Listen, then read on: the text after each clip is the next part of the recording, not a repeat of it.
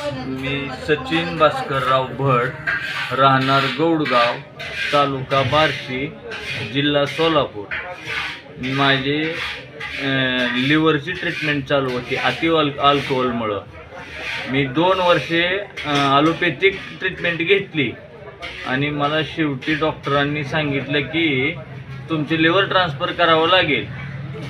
मग मी नंतर लिव्हर ट्रान्सफरचा खर्च इतका सांगितला की मला नाही झेपायचा. तरी पण तयारी केली मी पैशांची, 40 ते 45 लाख रुपये. पण 2 वर्षाच्या पुढं किंवा कोण गॅरंटी द्यायला तयार नाही. त्याच्यामुळं मग मी असंच एका मित्राला मला सांगितलं की बाबा असं देहूला जावा, गाथा मंदिरच्या तिथं त्यांच्याकडे जावा. माझं 80 ते 90% लिव्हर निकामी झालेलं होतं.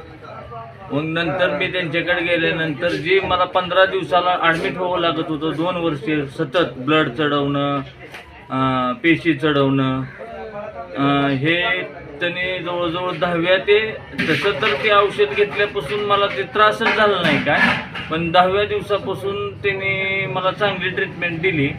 आता मी 3 ते 4 महिने झाले ट्रीटमेंट घेतोय. आता मला कसली ॲलोपॅथिक तेव्हापासून एकही गोळी घेतली नाही. माझ्या पेशीत वाढ होती, जेवणात फरक पडला, काय माझं वजन वाढतंय. माझं वजन साधारणतः 60 किलो झालं.